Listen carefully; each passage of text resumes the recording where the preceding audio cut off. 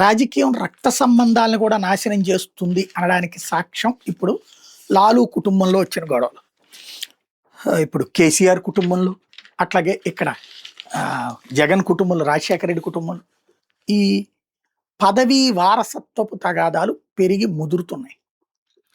తండ్రి వారసత్వానికి కూతుళ్ళు పోరాడుతున్నటువంటి సందర్భంలో కొడుకులు అడ్డుకుంటున్నటువంటి వ్యవహారమే ఇప్పుడు ఈ వివాదాలకు కారణం. ఇప్పుడు లాలు కూతురు రోహిణి, తను ఆ మధ్యన వాళ్ళ నాన్నకి కిడ్నీ కూడా ఇచ్చింది. దాని ద్వారా బాగా ప్రచారం పొందింది. అమ్మాయికి ఎంపీ సీటు కూడా ఇచ్చాడు తేజస్వి యాదవ్. అన్న తేజ్ ప్రతాప్ యాదవ్ని తరిమేశాడు. అలాగే ఈ ఒక మీసా భారతి అనే ఒక సోదరికి రాజ్యసభ ఇచ్చాడు. ఇప్పుడు ఈ అమ్మాయికి లోక్సభ కావాలి, మిగతా ముగ్గురు చెల్లెళ్ళకి ఎమ్మెల్యేలు కావాలా, లేకపోతే ఎమ్మెల్సీలు కావాలి.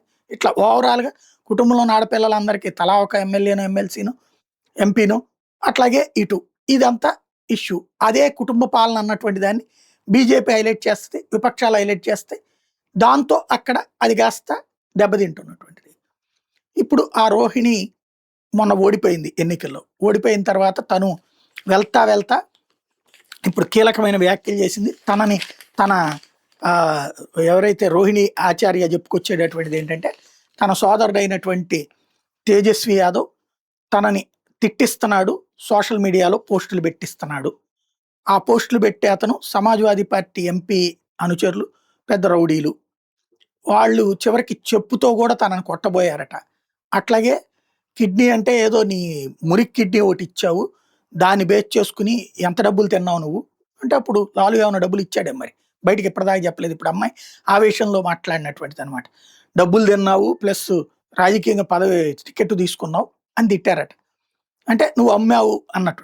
నేను నా భార్య, మా అత్తగారు వాళ్ళకి, మా భర్త వాళ్ళకి కూడా చెప్పలేదు నేను ఇట్లా ఇస్తున్నానని. చివరికి ఇప్పుడు పెళ్ళైన ఆడవాళ్ళందరూ గుర్తుపెట్టుకోండి, మీ పుట్టింటోళ్ళకి ఏదైనా ప్రాబ్లం వస్తే మీ నాన్నకో అమ్మకో మీ అన్నకో తమ్ముడికో చెప్పండి తప్పించి మీరు ఇన్వాల్వ్ అయిపోయి చెయ్యొద్దు.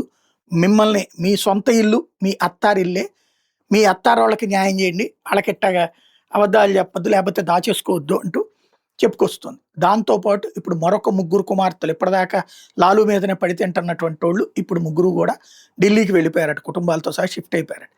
దీని మీద పెద్ద సోదరుడు ఏదైతే వేరే పార్టీ పెట్టుకున్నటువంటి తేజ్ ప్రతాప్ యాదవ్ తీవ్ర ఆవేదన వ్యక్తం చేశాడు కుటుంబంలో జరుగుతున్న దాని మీద. లాలు ప్రసాద్ యాదవ్ మాత్రం నోరు మెదపలేదు.